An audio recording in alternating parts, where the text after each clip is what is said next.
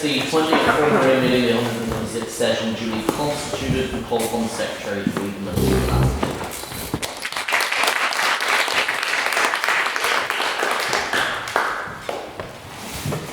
On April 3rd, the Queen's University Belfast Literary and Scientific Society convened for the 19th ordinary meeting of the 176th session to debate the motion, "This House believes organised religion failed women."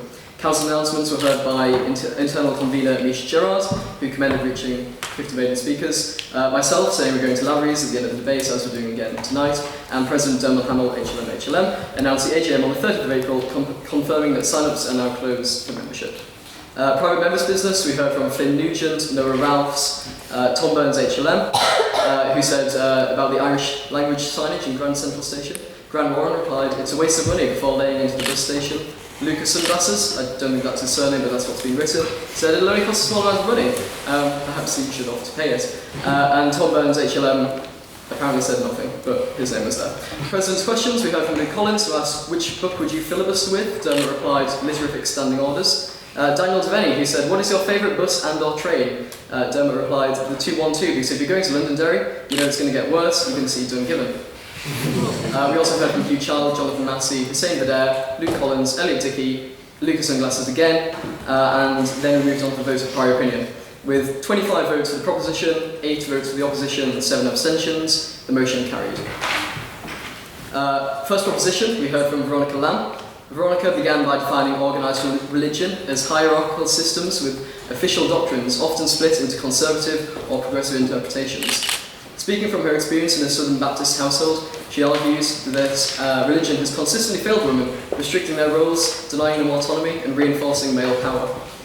Veronica claimed religion perpetuates societal inequality and normalises misogyny. Next, we heard from President Emeritus Tolchim Exparin HLM, who began by saying, "Goody Hamill, you are not a woman, but you are a witch. The 12,000 years of repression, 2,000 years of repression that has subjugated women is the fault of the patriarchy, not organised religion. Christianity," she claimed, "was the first to offer women's rights, requiring consent in marriage, condemning domestic abuse, and establishing orphanages. It also gave women alternatives through convents, where they could avoid marriage, gain education, and hold influence." Next, we heard from Grania Donnelly. Grania argues that organised religion has always operated hand in hand with the patriarchy, boxing women into roles like the carer or the obedient wife, and overlooking the physical toll of childbirth. Though religion can offer community, Grania stressed that its deep entanglement with the patriarchy leaves many women feeling isolated, burnt out, and unprotected. In the second proposition, we heard from Beth Lynham, who said organised religion has been used as a tool of oppression by the patriarchy. Morality exists in societal animals, they're more likely to share food with those who've helped them before. Humans evolved with this simple morality, however we were hard-coded to deal with only 200 people. Beyond that is when the problems start to arise. The issue is men and the patriarchy. Men allowed these crimes not because God told them to, but because they wanted to. She said that she then entered into a very special club, finding herself among the steels and sprats of this literary world, as she quoted directly from the book of Matthew. Beth emphasised personal responsibility and warned against those who exploit religion, like megachurches, for profit. Ultimately, religion can empower, but it's often corrupted by those in control. "Beware the false prophet," she said, then bellowed as though Reverend Paisley was in the house. Third proposition, we heard from Reagan Thiem. On her second and final time in church, Ray was asked by a child if she killed Jesus. She said yes. Ray somehow glided from Jesus rhetoric to vulgar rambling, saying if the church dress code that women were not showing up in G-strings or other various garments, or lack thereof. Religion, she argued, prioritises men and marginalises women, citing Mary McAleese's claim that the Catholic Church is an empire of misogyny. She pointed to horrific historical abuses like the burial of women and children in sanitation tanks at Catholic institutions, forced labour in modern laundries, and the branding of women as sinners for defining marriage. She ended by boldly claiming that as Christ was crucified, so too were women with him. Third on the opposition, we heard from Kira Swale, HLM. Kira framed the debate as the chicken or the egg dilemma. Did patriarchy or religion come first? She argued that patriarchy predates religion and that religion has often been used as a tool to justify pre-existing power structures. Using examples like the violence of the French Revolution, she showed that cruelty and misogyny can exist with or without religion. Jack Steele was deeply upset and angered by Kira's mention of the French Revolution, which ultimately resulted in the death of Admiral Horatio Nelson, insert crime.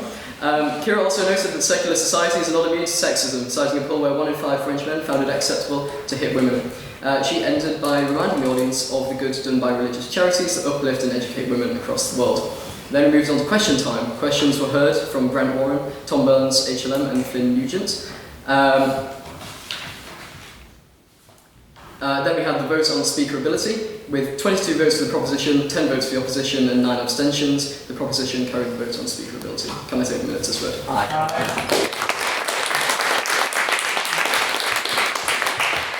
Thank you very much, Mr. Acting Secretary.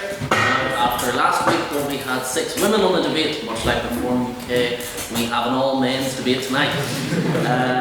So you're all very, very welcome. I see 2 maiden speakers, and all good to have you on this very sunny day. So, now it's time for council announcements. Do we have any more council announcements? Ray? I just want to say the final of the school competition is tomorrow in this tournament. Don't know if anyone's to attend, probably not. They are. Well, if you can, it starts at 1 o'clock at Centre. Yes. Any other? Or are we going to the pub this week, Pete? Oh yes, yeah we are. We're heading to Libraries after the debates, so come along for a pint afterwards. Good stuff. Now it's time for private members' business. This is your opportunity to raise anything you've seen in the news this week, anything you want the House's opinions of, or any of the political matters of the day. Does anyone have any private members' business? Name for the minutes, please. Luke Collins. I'm not getting the House's opinion on this, but also last week they announced the Beatles biopic castings, and I want to know the House's thoughts on it. Because me personally, I think they shouldn't let Tumblr cast the Beatles biopics and cast the same 4 white guys that are in every film ever. I think it is a disgrace, and yes, I know it's ironic because I'm wearing a Rolling Stones t-shirt right now. Anyone on 4 white guys? I mean the Beatles this time, not Perform UK. Anyone on this? On the Beatles casting? Name for the minutes. I love the photo because it did look like the Beatles just went to Zara for the first time, which was very cool. The sign in school. Anyone else on this? Name for the minutes. It looked like Name Timothy for the minutes. Chalamet did not. Your name for the minutes. Jack Berry. It looked like Timothy Chalamet did not get the memo for the dress code. All the other 4 were wearing black suits and he was the only one in a leather jacket. Anyone else on this? Timothy Chalamet is not in the Beatles. Oh wait. Barry Keoghan. Barry Keoghan. 2 very different rathways there. Any other piece of private members' business? Name for the minutes. Huge job on this. Everyone see the Labour's wanting to lower the voting age to 16 and 17. Ooh. Votes at 16, anyone? Anyone on this? Name for the minutes? Sam who? Thank you very much. So, usually the Labour government have said that this will happen. Well, as somebody who's very against giving the votes to people at 16, the fact that a Labour government has said they will do it, it greatly relieves me. Anyone else who votes at 16? Name for the minutes. Jonathan Massey. I think Sam Hazlett is in the unfortunate situation where he can't remember being 16. It's been shown in countries like Austria that giving the vote to 16-year-olds generally increases voter turnout and political engagement past the age of 16 in sort of university age, where it's more likely in countries like the UK that people won't engage, so I think it's a good thing. Anyone else on this? Name for the minutes. No, Ross, I'm in favour of this as they will keep them in elections by adding 1.5 million more basically Labour members to the electoral roll. Anyone else who votes 16? Name for the minutes. Right now. For the exact same reason that Noah is in favour of it, I'm strongly against it. I think that we should raise the voting age to 47. More likely to vote Conservative than Labour. Notably for Noah, the opposite of Sam, where Noah really remembers being 16. It was only last week. Any other piece of private members' business? Name for the minutes. In France, Marie Le Pen got barred from running for public office for 5 years, so that means he can't run for the next election. Anyone Marie Le Pen's banned from the election? Huge job on this. I think it's disgusting we're looking out for France right now. So. Anyone else on Marie Le Pen? Jonathan Massey. I think we should let Marie Le Pen run for office in France because I think she does good things for the world insofar as she's bad for France.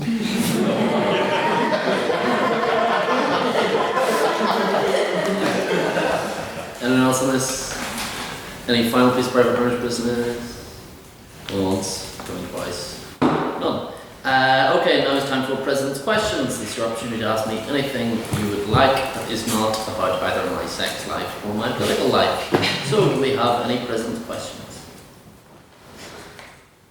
Was the food nice at the fat party? I wouldn't know, I wasn't there. I was at home. Look. Have you seen the Minecraft movie yet? What was the review of it? I haven't seen the Minecraft movie yet, though I do plan to. This afternoon, an unsecured penguin caused a helicopter crash in South Africa. What measures has the military taken? Similar happening here. Well, we'll be keeping any helicopters away from the area for the foreseeable. And we stand by the helicopter community and also by the penguin community. For resistance against the oppressor is a justified UN value. Anyone else on this? Are you probably considering pledging cards against the penguins? Do not retaliate, and you will be rewarded. So we'll see how the penguin community responds to their right. What did I have for breakfast? I had a small portion of goujons from Chipco. And I've had 2 of those today because I couldn't commit to buying a large portion of goujons. When was the last time you went to the doctor? When was the last time I went to the doctor? October. And I'm booked in next week actually. See, I don't have to pay for a break, so I can go whenever I want. Well, I don't pay for it either. I put it through my insurance. Any other President's Questions? Would you play a gritty sequel to the Minecraft movie? I mean, I didn't see the first movie, so I can't really speak to who I would play in a movie. Just guess.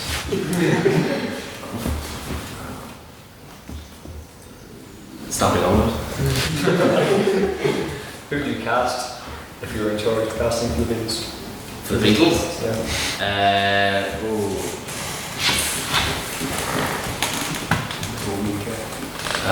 Well, she fell on my street, looks like John Lennon. I cast James Turner as Ringo Starr.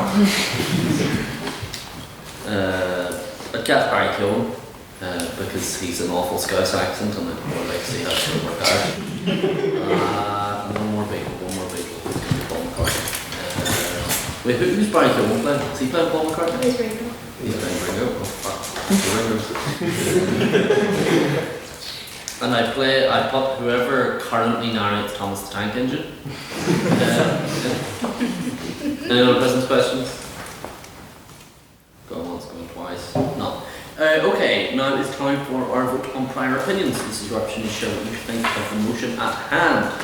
What is the motion tonight, please, Mr. Secretary? The motion is this House will vote for Reform UK. So, those that would vote for Reform UK, raise your hands now.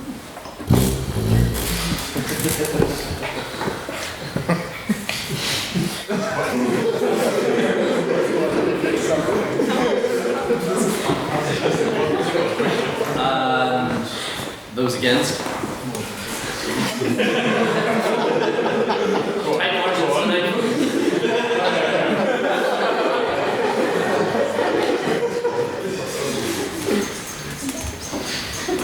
Yeah, you can have that later. Yes. Those would like to stay on the motion. What? 7. Can we have the vote on prior opinion, please, Mr. Secretary? Yes. With 3 votes for the proposition, 25 votes for the opposition, and 5 abstentions, the opposition carries.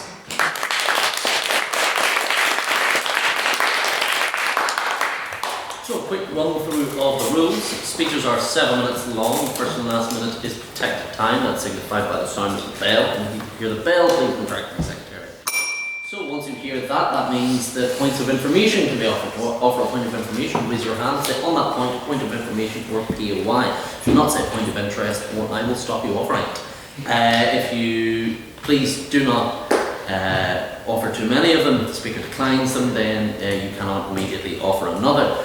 If any speaker swears, they will house a bottle of port to be presented at the next meeting. And if you need to leave the room at any time, please do so between speeches. We don't want to hear you. And please remain quiet for the remainder of the debate. If you need to raise a point of order in the event of an emergency, please direct so to me. Now, to open up the case for the proposition is George Farnon.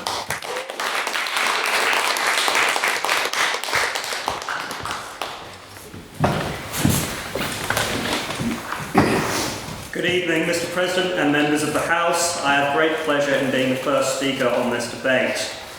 I'd like to start with saying a great woman once said, "I can't bear Britain in decline, I just can't, and nor can I." This is why I'm happy to propose that this House should vote to reform UK. There's two central points to my argument. Firstly, that Britain is sadly and regrettably in decline. And secondly, that the Labour and Conservative uni parties are responsible for this decline. I'm going to address the second of my points as it's likely the most contentious. So let's examine the recent records of the Conservative and Labour governments. So we have the Labour government, or as I like to call it, Labour. Okay, so we have the winter fuel payment cut, freezing pensioners out. We have the suspension of MPs for voting against the two-child benefit cap, which stops children from suffering in poverty. We have the cut of personal independence payment, leaving disabled people vulnerable. I would like to say that this would rather make Ian Duncan Smith very proud. So now we've had a look at them, maybe we should have a look at the villains of this story. We have Free Gear Keir and Rachel Freeze. I'd like to admit that Free Gear Keir has received £20,000 in luxury clothing from Lord Wahad Ali, as well as £2,000 in glasses, so he lives like a Tory. Let's have a look at the Conservatives, emphasis of con in Conservatives. We have leadership struggles and challenges that would make a student union look stable. They've made Labour look economically sound with the kamikaze budget. They're the party of freedom, yet are trying to restrict the right of protest with Suella Braverman and her bill that she championed. And we have a look at their draconian measures during COVID, quite socialist in my opinion. They would make the Socialist Unity Party in the DDR look quite liberal. We have massive public spending that would make Jesus Christ Zimbabwe blush. So full of sleaze, most Tory MPs are too busy looking for a shag than their constituents. We ought to maintain a level of decorum in this debate. The second point I would like to address is the decline of Britain. I would like to illustrate this to the Guardian readers here. They might not be aware, but to the average person out in the street, I'm afraid the decline is quite evident. We have more admirals and warships. We have more horses than tanks in our army. We have more asylum seekers than sailors and airmen combined in our military. Both Labour and the Conservative government were involved in the shameful decision to surrender the Chagos Islands to the Communist Party of China. Would you like to ask a question on that? What? No, I did your own grade, that's fine. Yes, go ahead. What's the significance of the military specifically for you? I think it just shows the general decline of our country. What country has more illegal asylum seekers than people in their military? Fire away. Both parties have had a complete abdication of their duty to protect our nation and our borders. We see the complete illegal appearance of boat people on our streets. I suggest that we have an Australian-style immigration system. Australia, particularly Tony Abbott and the Liberal Party, that's the only time you'll get me saying something liberal, have done a very good job. Question. Fire away. Can you tell me boat people is acronym or something? But people who come here illegally on boats. People who illegally enter the country through our borders without claiming asylum through the legal process? On that point, Farnon. Farnon. A lot of people want to ask questions, There's complete disarray in our public services. Look at the police, the NHS, it's across the board, it's absolutely endemic. Look at Labour, they've completely ruined our public sector. They were once the proud builder-uppers of the welfare state, and now it's been decimated, destroyed, far away. You're not giving a defense of why we should vote for reform? Oh, don't worry, I'm coming to that. I'm coming to that. Everyone, please wait with bated breath. Bated breath, I'm sure. Okay, before I currently move into the other things, there's the failure in the justice system. We have the failure of the sentencing counselling, and we have a look at the two-tier justice system. Thankfully, that was stopped, but it shows such a failure of judgment within the government that they would even have people in sentencing council that would propose that. And the major thing is the rape gangs inquiry, of which both the Labour parties and the Conservative Party has failed to deliver justice on that, which I find absolutely regrettable. And if we look at all this, the Conservative Party, the Labour Party, yes, go ahead. I mean, you talk about justice, but previous in the speech you mentioned Tony Abbott, who from the UN Human Rights Organisation's immigration plan was called despicable and inhumane. Well, I consider that a good endorsement. If the UN says that, then I the UN aren't often right on a lot of things, so if they say it's wrong, then it must be right. Let me finish up here. If we have a look at the results in the election system, there hasn't been massive support for the Conservatives or Labour Party. We need a proportional representation system. Why should you vote reform? Well, we definitely need something different. I'm looking forward to these folks defending that track record. Nothing I've said is wrong. You can fact check me. I love the fact checkers. Go ahead, fact check me. We need something new. We need something different. Do you think Ed Davey's going to deliver it? He's more interesting, unlike Tory MPs. He's riding fake horses than riding people in the Carlton. He's too busy doing very, very strange things. I don't know why he's riding a fake horse. We do need something different, and I feel that reform, even look at their name, we need reform of the system. It's corrupt, it's endemic. Look at the intake of MPs. The 29 intake, very poor, and now look at the Labour MPs. They're more concerned about an airport in Pakistan than the shit piling up in Birmingham. I think with that, I'll conclude my remarks.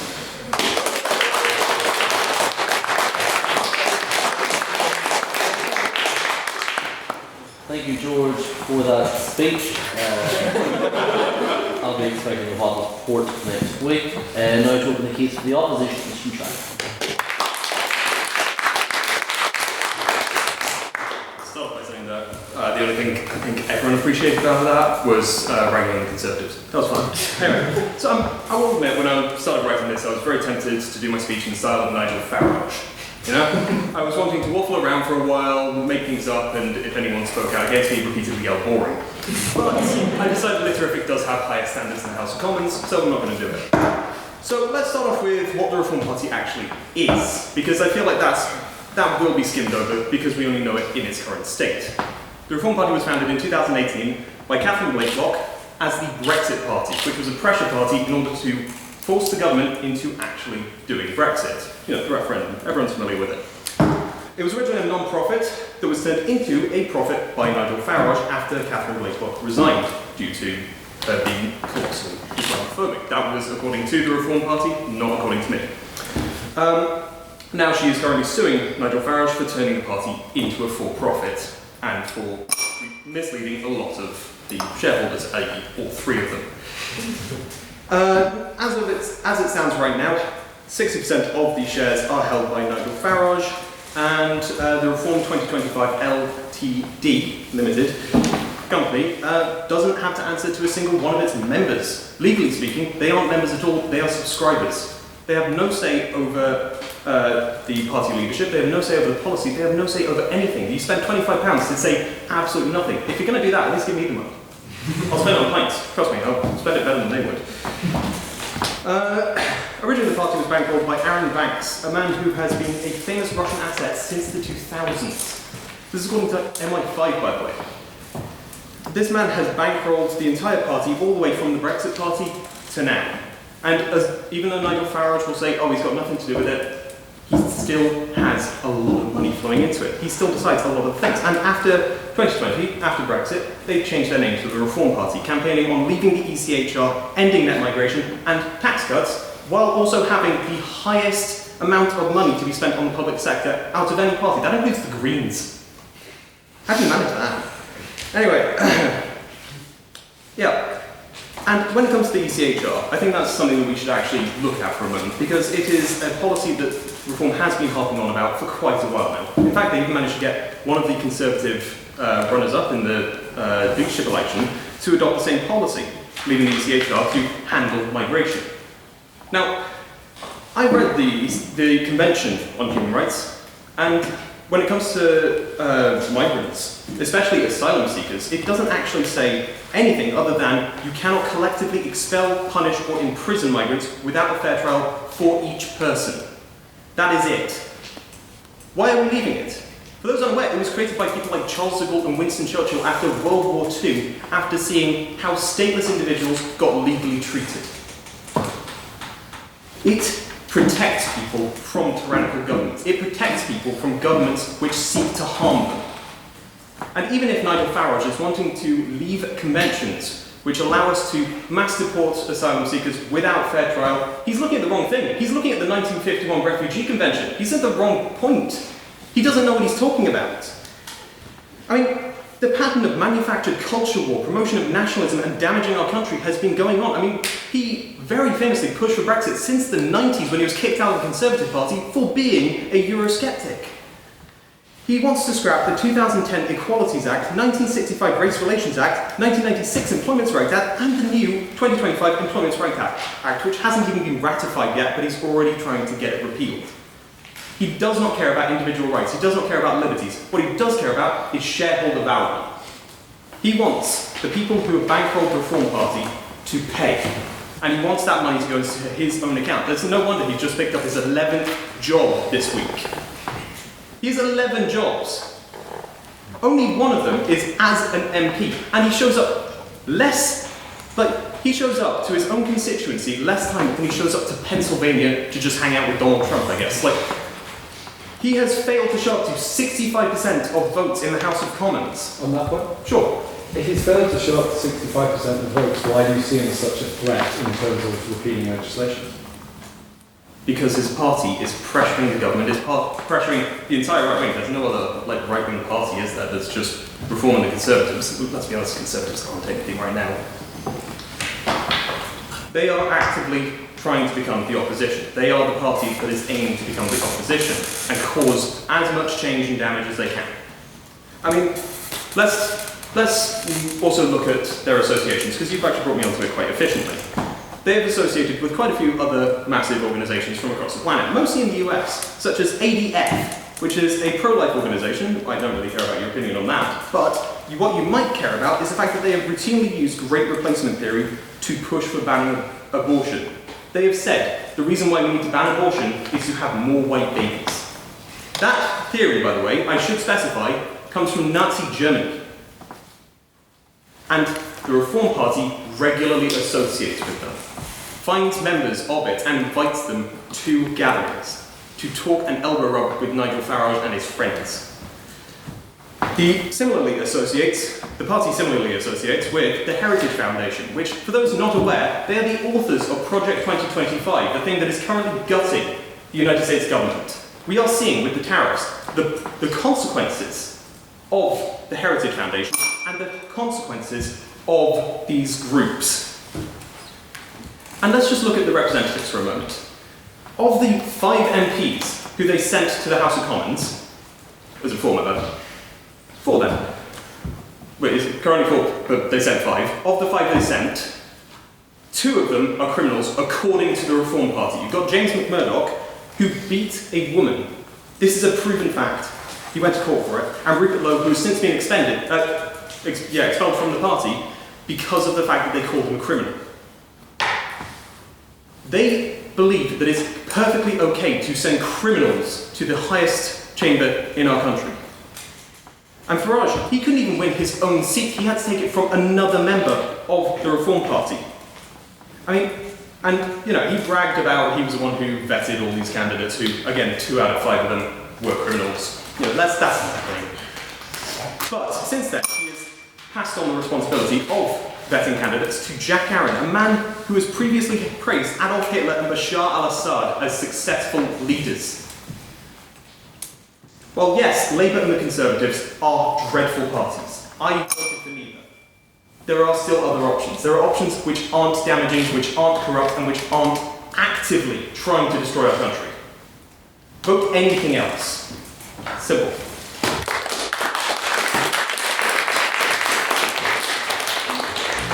Thank you. You've fine speaker noted in the case for proposition is Jonathan Massey.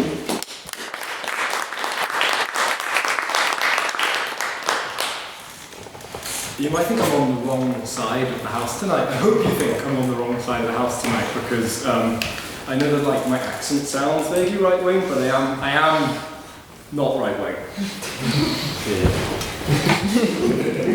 But here's the thing, right? We've heard from both sides that there's an issue with the political system in the UK.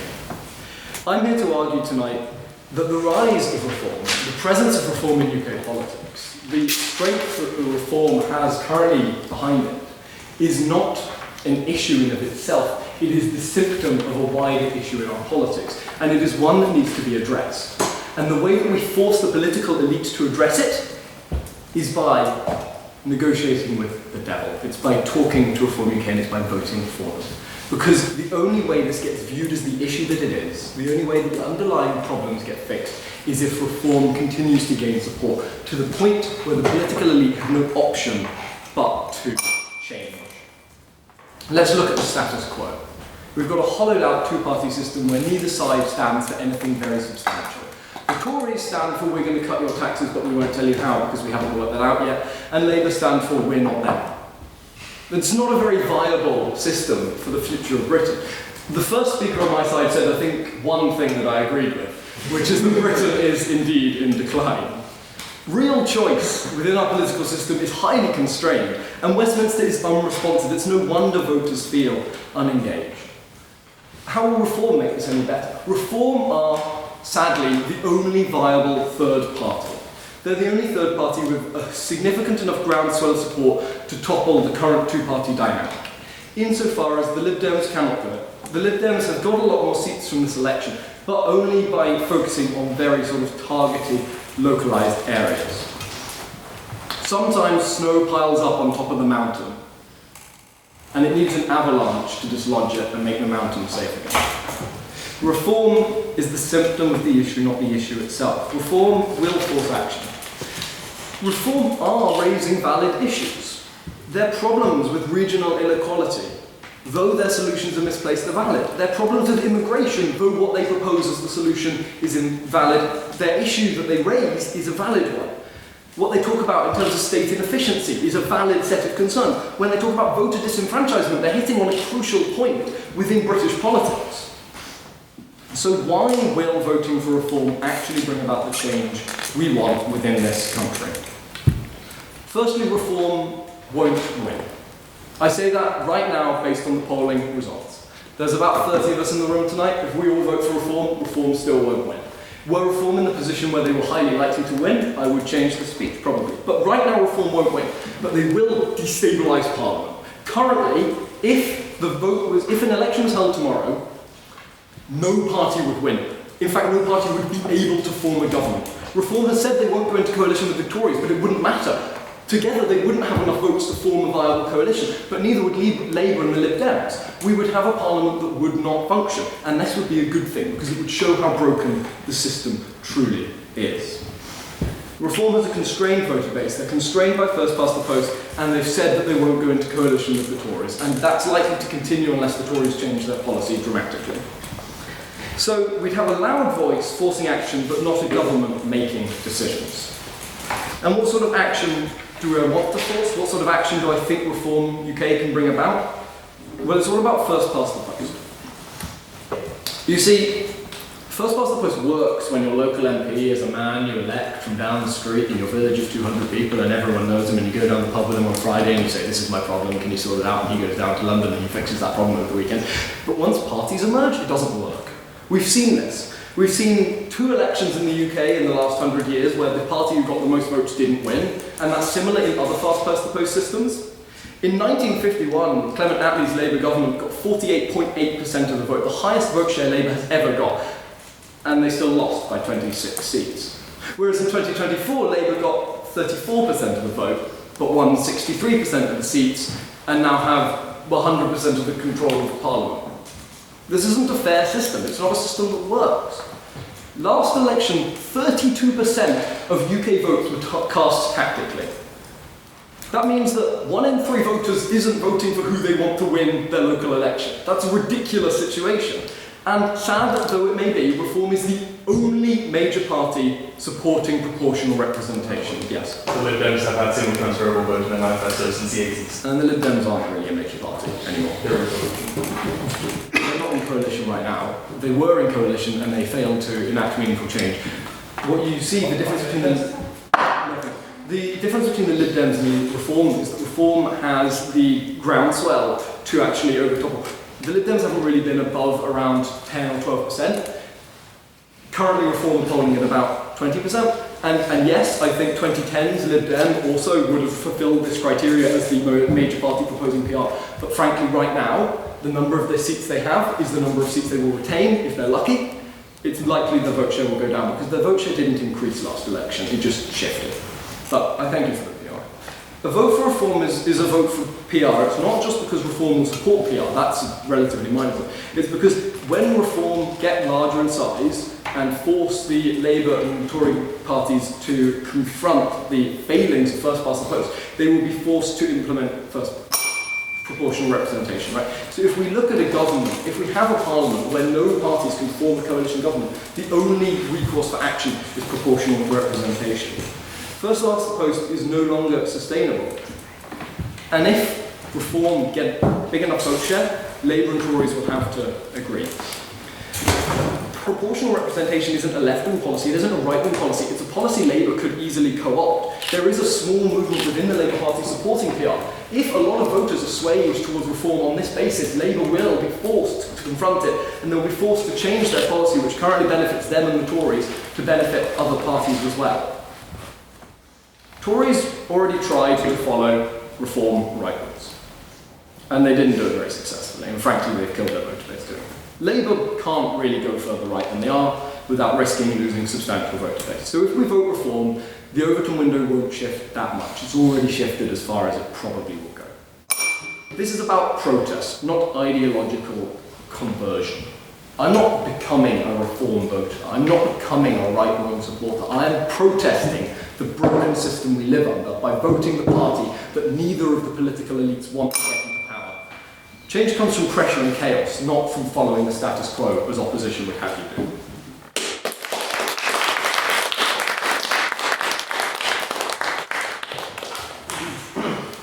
Thank you, Jonathan, for that fine speech. Now to continue the case for the opposition is Taylor Cully.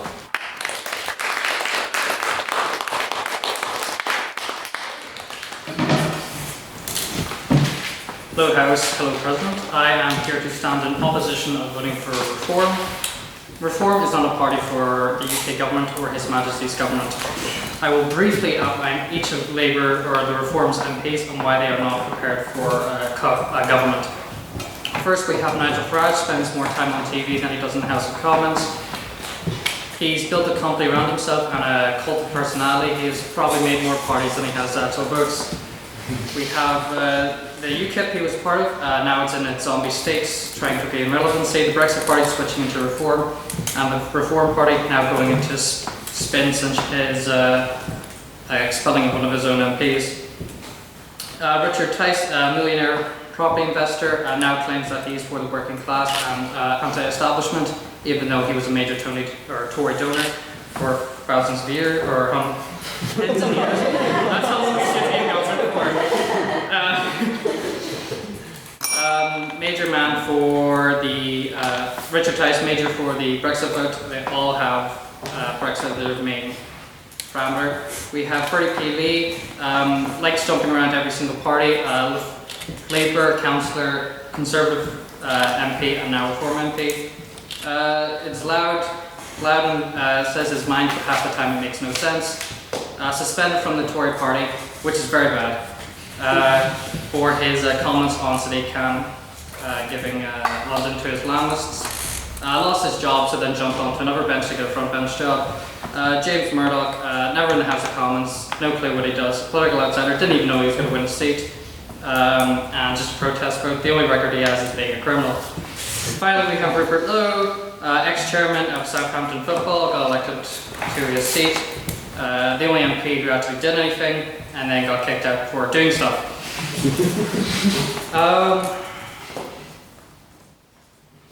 So we have in their 2019 election, when they were under the banner of Brexit Party, they had 40 candidates who stepped down over offensive comments, racism, conspiracy theories, and outright lies. This is a great party for government. This is not a party ready for government. This is a cult of personality around one person who wants to control all chambers of the government. On that point, do you not accept that since 2019 the party has grown significantly in support? The number of people willing to run for reform is far larger now, and additionally Labour and Tories have had criminals in their cabinets and front benches for years. To your point, Reform seems to have a bigger issue with 40 out of 650 of their MPs having to resign because of it. The amount of their councillors, we had recently one of their councillors said to the Queen that she was a benefits scrounger and should have been locked in prison in North Belfast. And one of them played Jimmy Savile because he did a lot of charity. So, not a very good party at vetting. Reform UK, you vote Reform, you get Labour. We saw that in the last election. Tories lost 100 seats to the Conservatives, or Labour gained 100 seats off the Conservatives because of Reform. If you vote Reform, you're just allowing a bigger Labour government to ruin the United Kingdom. This isn't a party for government. This is a party of Z-list celebrities who can't get their choice, and Tory MPs and Labour MPs who've got their chance in government, failed, and want to switch parties. The Conservative Party is the only party that can still govern the United Kingdom, and that's why you should vote them on the 1st. That's it, pretty much.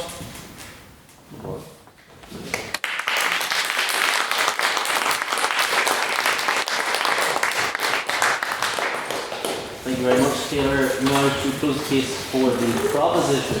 Coming all the way from Farnon is Jay Basra.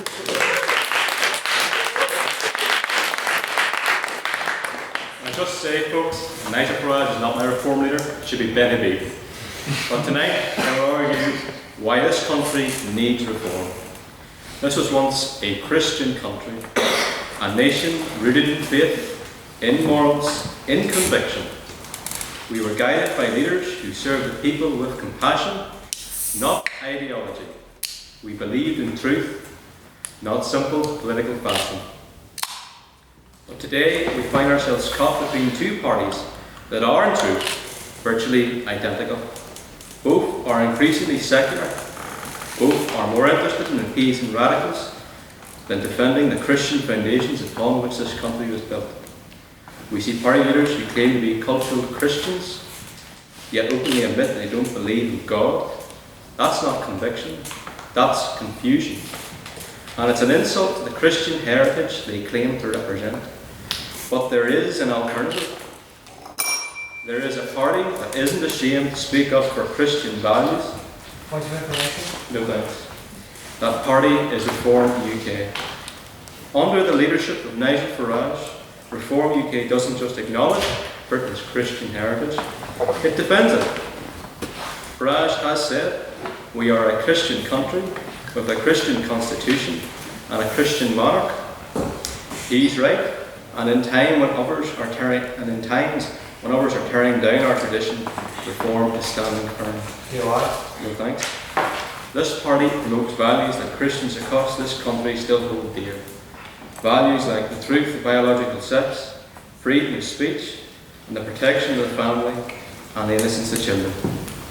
But Reform is about more than just defending culture, it's about restoring justice. Proverbs chapter 31, verses 8 to 9 commands us, Speak up for those who cannot speak for themselves, and it continues. Defend the rights of the poor and needy. No thanks. Right now, our political system is failing that call. In the last election, Reform UK won 14.3% of the vote, but not anywhere near that amount in percentage of seats. How can anyone call that just? Our democracy is broken. Too many MPs sit in safe seats, unaccountable to the people they represent. Elections are decided before a single vote is cast. Minor parties are silenced. Communities are ignored. This is not democracy, it is political theatre.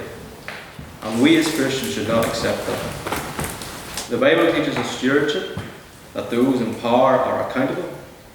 They are servants, not masters. Question? No thanks. Galatians chapter 3 verse 28 reminds us that all are equal before God. There is neither Jew nor Greek, slave nor free. You what? No thanks. Don't believe in free speech. But in our political system, some votes matter, others don't. Some voices are amplified, others are erased. If only we were all as hardworking as Nigel Farage to have 11 jobs. Reform UK wants to change that. It fights for electoral fairness, real accountability, and honest leadership. It wants to build a system where every voice is heard. No thanks. And every vote counts. This is not rebellion, this is responsibility. Even Christ himself challenged the powerful. He didn't cling to the status quo, he called for reform. He turned over tables in the temple. He spoke truth to authority. Why shouldn't we do the same in our politics? Some say we should protect the current system because we are a Christian country. But Christian faith has never been about preserving corrupt institutions. No thanks. It's about righteousness, justice and truth. Reform UK offers real, tangible solutions. Raising the income tax threshold to help the working class. Improving pensions. Making housing affordable for younger families. No thanks. Protecting free speech and ending the dominance of the woke ideology in our schools and institutions. No thanks. This is a party that believes in work, family and country, not identity politics. My learned friends, in an age where truth is mocked and faith is sidelined and common sense is punished, we need a political movement that reflects our values and not mocks them. No thanks. We need a party that isn't afraid to say that this is a Christian country. We need leaders who fear God more than they fear the media headlines. We need to bring accountability back to politics. That's why I say, if you believe in truth, in justice, in freedom, if you believe in the United Kingdom, then stand up, speak out, vote for Reform UK, and thank you very much.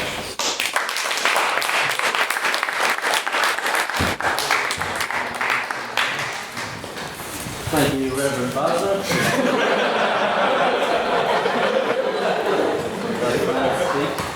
Now to close the debate is no one else.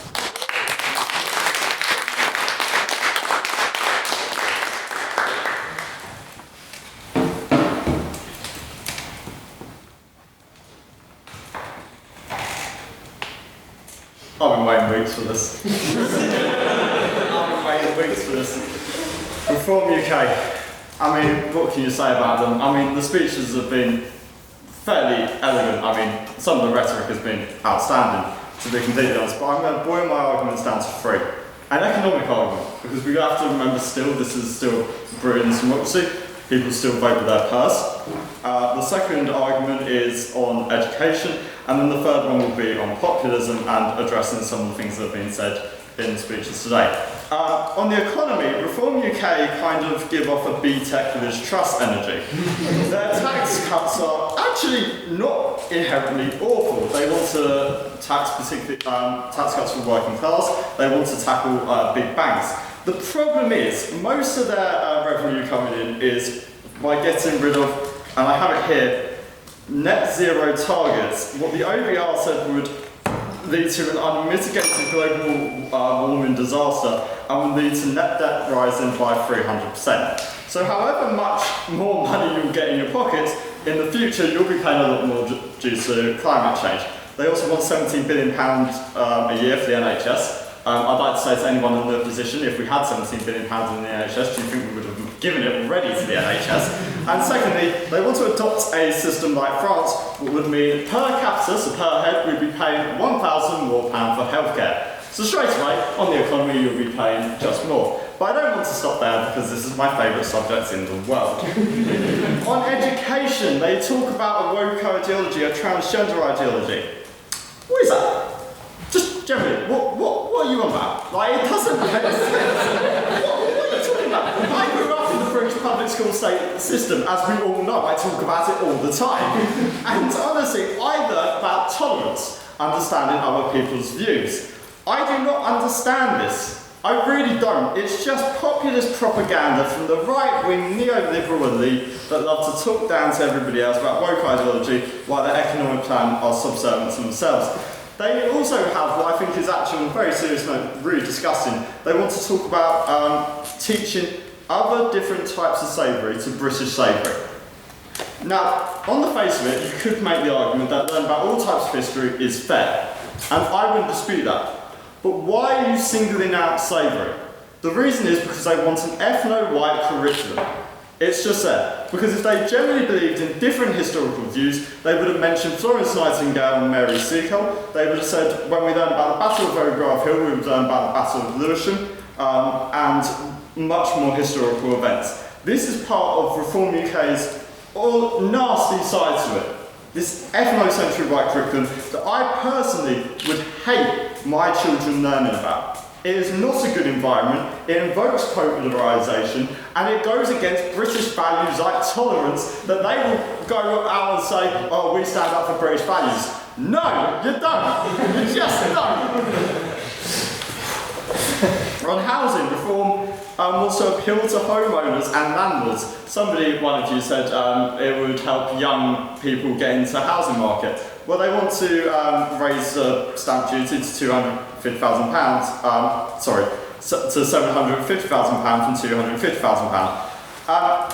That would mean that homeowners at the moment could buy more houses and have multiple property, and mean young people would not be able to get onto the property ladder. Ask Australia and Ireland how that is going right at the moment.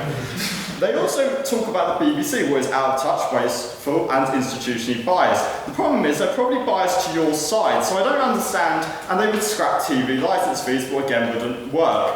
On the environment, they want to tax renewable energy. Again, I say this again, the OBR has said £300 billion if we have more, if climate change continues. On that point? Yes. But the thing is, Reform, much like the Communist Party of Great Britain, is very unlikely to ever be able to form a government as things currently stand, and that's the crux of where I argue. Okay, I know what you argue for, and I just want to talk. I'm in favour of proportional representation. I'll make no doubt about this. I think proportional representation is right. If we look at Ireland, it works very well. I'm not in favour of it in a return for the demonisation of some of the minority groups in the UK, like asylum seekers and transgender people. What Reform UK constantly attack was despicable from any major party. I'm in favour of getting PR, but not at the expense of what you were talking about. And by the way, I thought your speech was very elegant, so I just wanted to say that. On your speech, that we are a Christian country.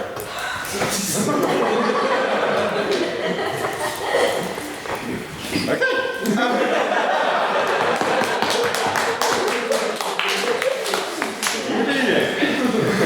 But I want to talk about asylum seekers.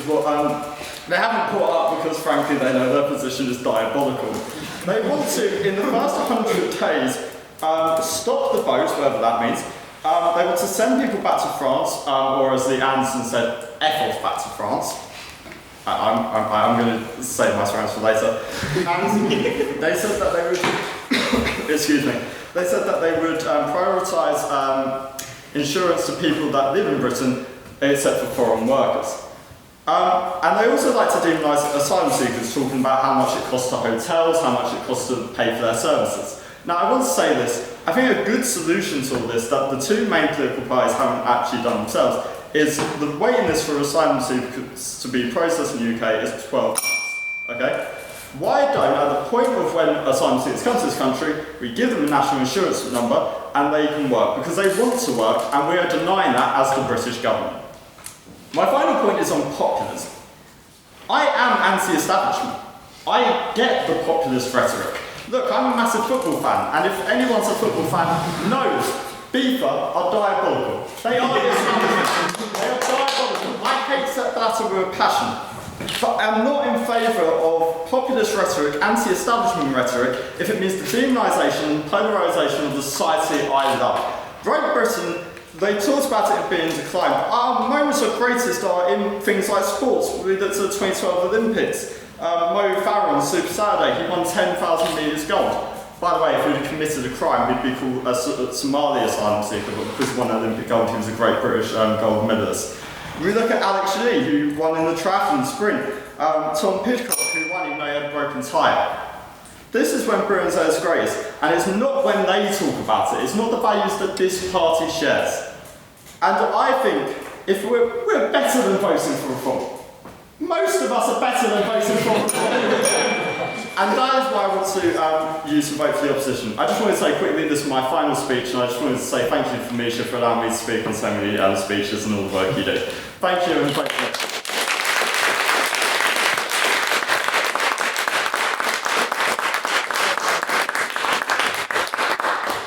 Thank you very much. Noah, friend wondering why was Noah's last speech. I'm afraid that once he turns 18, they're going to shoot him. So, thank you to our 6 wonderful speakers. Now it's time for questions. So, does anyone have a question for the proposition? Alright. Okay, with respect, it's going to be a lot of heavy lifting. Okay, let's say hypothetically, right, that not everyone who lives, directed for the third speaker, that not everyone who lives in Britain, and by not everyone I mean actually a very small minority, are fundamentalist Christians who espouse the values in which you talk about.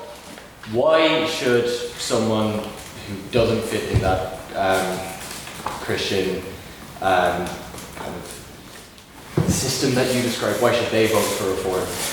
Because your speech didn't catch enough of the modern electorate to be in any way valid. So why should, outside of Christian values, why should someone vote for reform?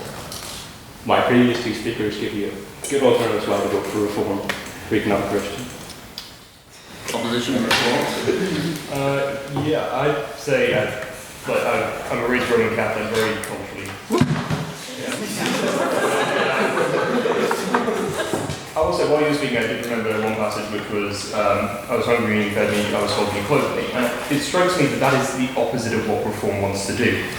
They want to hurt the hungry and they want to drown the cold in the sea. So, it strikes me that as a Christian, you shouldn't vote reform because they are antithetical to the Christian belief system. Question for the opposition?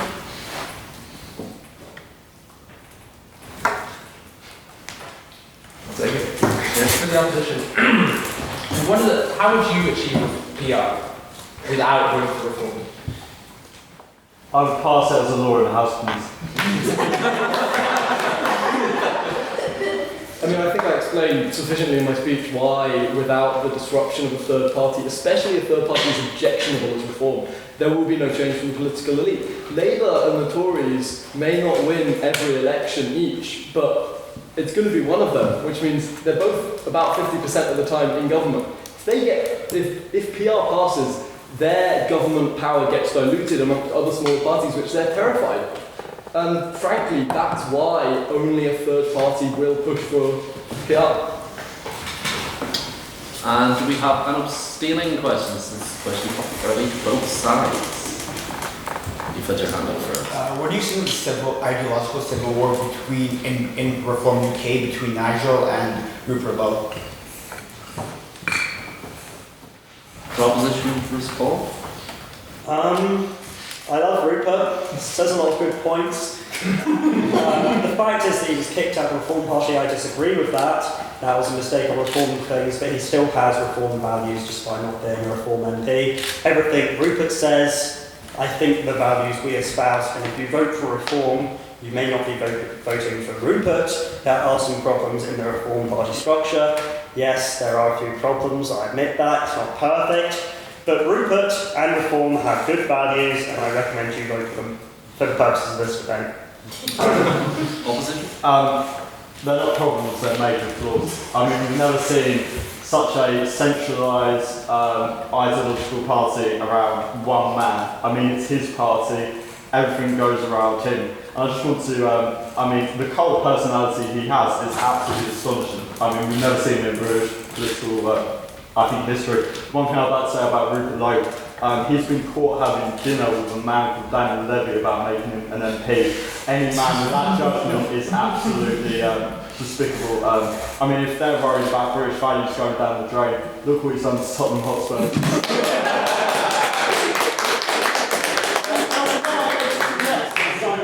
I'm just warning in that right now I'm here. Speaking of things done to Tottenham Hotspur, Frankfurt just scored. Is it 2-1? What do we think of Tottenham? No! Oh wait, no, it's been this larger. Is that? Yeah. Can I watch?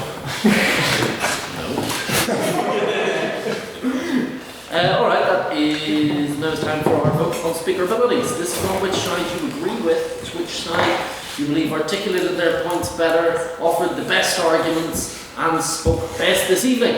So, if you believe the proposition spoke better, raise your hand high. 1, 2, 3, 4, 5, 6, 7. 7. If you believe the opposition spoke better, raise your hands high.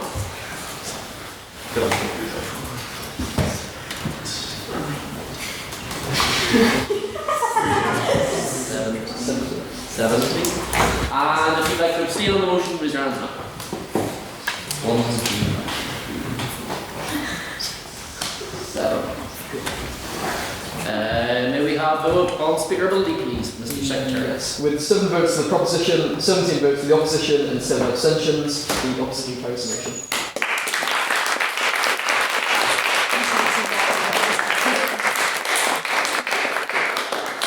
Now, before we go to the pub, which is Lavery's, where they'll be showing all of the football, which I'm sure Noah and I will enjoy. We will be back on May 1st here at our ordinary time of 7 o'clock for this House believes Trump's first 100 days of penis success. But what have we got that people should come to the day before that meeting?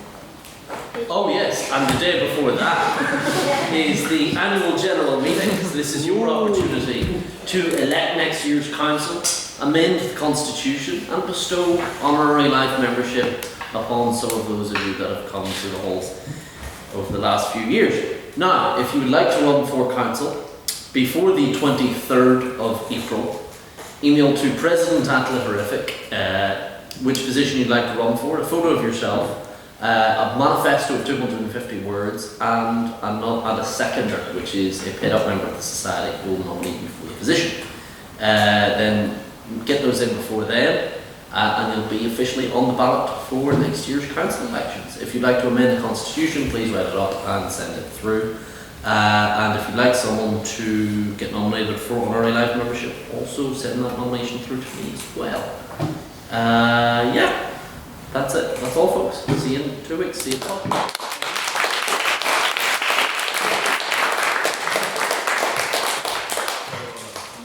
And can I get speakers to come for a photo? That's really good.